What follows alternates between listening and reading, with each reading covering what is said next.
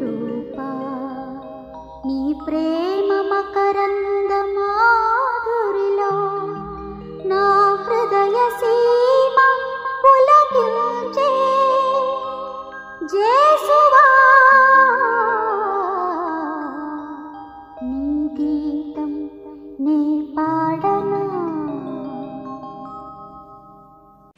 పవిత్ర శనివారమున మనము ధ్యానింపవలసిన విషయము యేసు ప్రభువు శరీరము సమాధిలో ఉంచబడుట.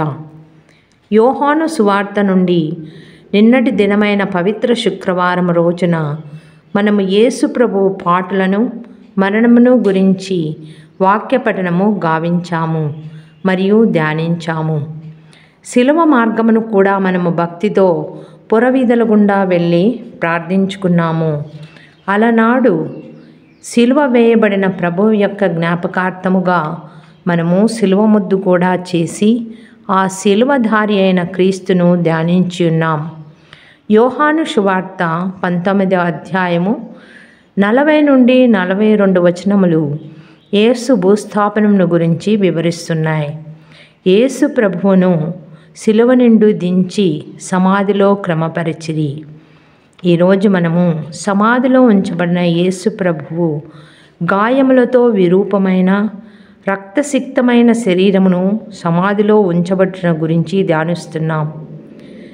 దేవుడు మొట్టమొదట ఈ లోకమును 6 దినములలో సృష్టించి చాలా అందముగా ఉన్నదని సంతసించి 7వ దినమున విశ్రమించెను.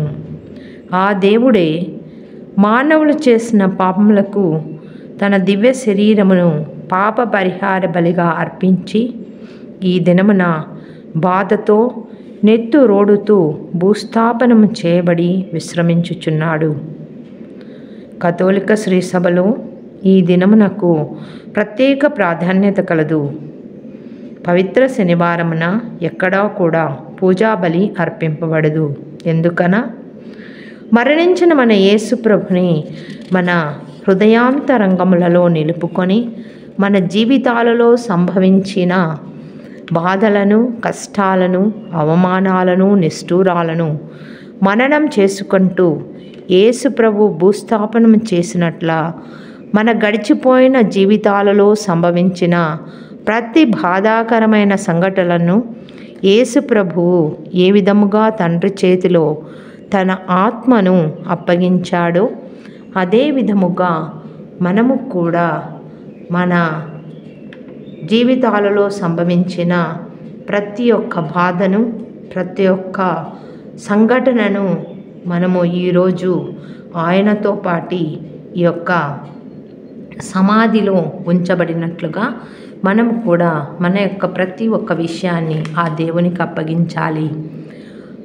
అదే విధముగా ఆయన ఏ విధముగా సమాధి నుండి మహిమాన్వితుడిగా మృత్యుంజయుడిగా లేవనెత్తబడ్డాడో మనము కూడా రేపటి దినమున ఆయన పునరుత్థానములో భాగస్థులము అగుదము.